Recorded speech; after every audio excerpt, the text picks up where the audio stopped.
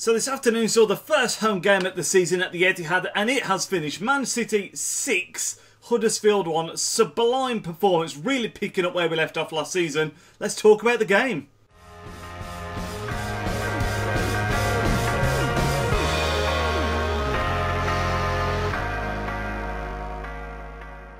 I don't really know where you start after a performance like that, guys. To score 6 goals in any game is absolutely outrageous, but I suppose the best place to start would be the beginning, where the team got announced, the lineup got announced for the game, and everyone was a bit unsure about how we were going to line up the likes of De Bruyne isn't in, obviously because of injury, no Sterling, no Sane, no Mahrez in the starting 11, and it was a bit like not really many natural wingers, many pacey wingers on the pitch, but the way we lined up, Mendy basically played as a winger on that left-hand side and had a fantastic game, and from that match, there are so many things I'd like to talk about and a lot to cover, but we literally haven't got time for it. So I'm going to try and touch upon a few key points, and we're going to start off with a couple of the boys that are playing really well at the moment that perhaps weren't here last season or didn't get much game time last season. And those 3 players are, of course, Benjamin Mendy, who had the injury all of last season, Bernardo Silva, who played a lot of off-the-bench football, and Aymeric Laporte. All 3 had great games today. Laporte was kind of quiet, but when you're in defence, that's not always the worst thing. Was solid enough. Benjamin Mendy, he feels like a new signing, guys. The way he's bombing down that left-hand side, getting the crosses in, incredibly powerful player, and a very powerful performance once again, just whipping the balls in constantly. I think he got a couple of assists today. I know he got one for the Aguero hat-trick goal, and I think there was one where the keeper fumbled it as well for his cross, because he gets so much power in the crosses, along with the accuracy. Honestly, he feels like a new signing. It's great. I mean, Delph was fantastic last season, don't get me wrong, but to have a fully fledged natural left back doing the things that he's doing, it is absolutely fantastic. And Bernardo Silva had a bit more of a quiet game today, but again, absolutely fantastic. Him and Mendy, of course, got that relationship from when they were both at Monaco. Both were here last season, but not, you know, of course, Mendy because of the injury, and Bernardo because he's coming off the bench a bit more often.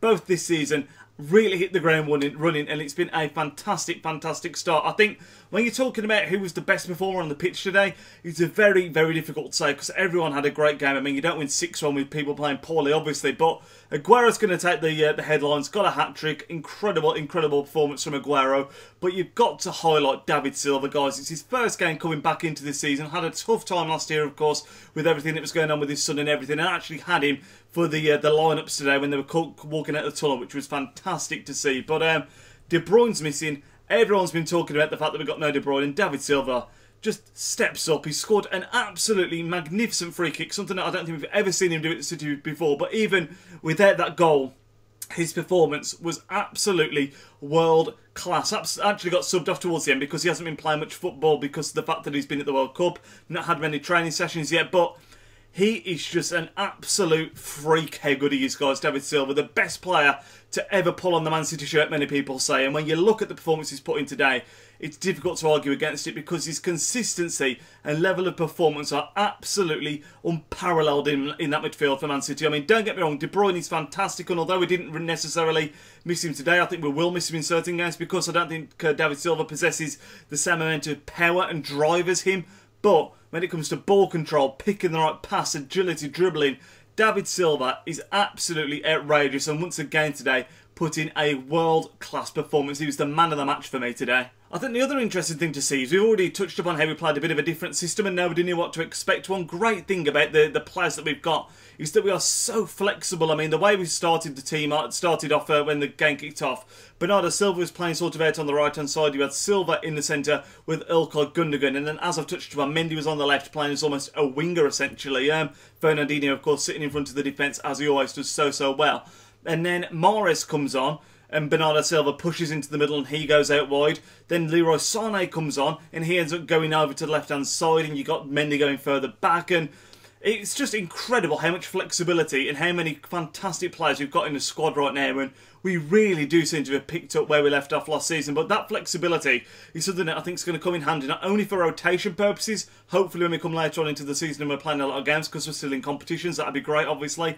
That gives us some options to rotate players in and out, but also opponents don't really know what to expect, although the base of our game stays the same. The fact that we keep the ball so well, picking the passes to get through the defence. The fact that we've got so many, players that can play in varying positions across the front line is fantastic. You saw Mahrez coming over to the left and Sane going out to the right. You saw Bernardo Silva play central, right and left today, which was fantastic. And I think another great thing that I want to touch upon from that game is the fact that we had Gabriel Jesus and Aguero both playing together in the same team. That is something, of course, that a lot of people were talking about at the start of last season. They did play a little bit at the start, but then there was various injuries to Jesus, injuries to Aguero, where they sort of ended up being rotated a bit more often. But the fact that they are able to play together is absolutely fantastic. I mean, you've got two players that are so potent in front of goal. Both, of course, got on the score sheet today. It cannot be a bad thing. The only negative to that, in my opinion, is the fact that if you're playing them both at the start, there's not really a natural striker to bring on in place of them. I mean, there's Lucas Nemetri who's now gone on loan to Preston, which leaves me literally, unless you bring in someone like Sterling on to play up top, perhaps someone like Bernardo could play there, but it's not obviously a favoured position by any stretch of the imagination. We're talking about flexibility. Some of these players like Mahrez, like Sterling, like Sane, I'm sure could do a job up top, but in terms of natural strikers, Jesus and Aguero are literally the only two we have right now.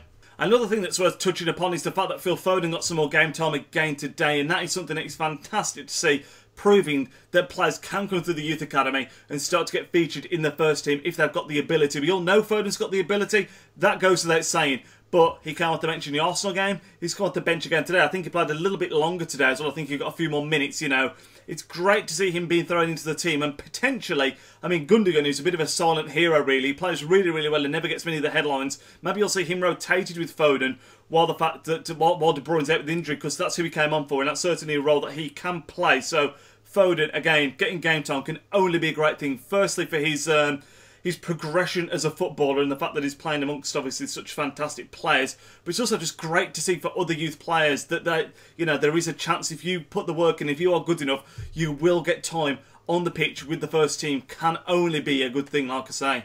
I think something else that might have gone a bit under the radar today is John Stones. He actually wasn't at fault for the one goal that we conceded that came from a set piece, which is a bit disappointing, but he's showing how versatile he can be. He played almost like a right back today with Laporte and company in the middle. Like I've already mentioned, Mendy getting really far forward on the left-hand side. Stones pretty much played at right back, and Guardiola has already actually touched upon the fact that he might play more as a holding midfielder, with Fernandinho being the only player that we really ever play there. If Fernandinho ever gets injured or needs to be rotated out because of fatigue, sort of stuff like that, he has said that Stones can play there. So seeing him play at right back today and put in a decent performance, it just shows the versatility he's got, and I think he's going to be a very, very regular starter for City this season, whether it's at right back, whether it's at CDM, whether it's centre half. I mean, I can't see him playing right back too often because Kyle Walker's been so good there. I think the reason you're not seeing him on the pitch today, Sterling on the pitch today, is mainly fatigue reasons. Obviously, everyone's still coming back from training.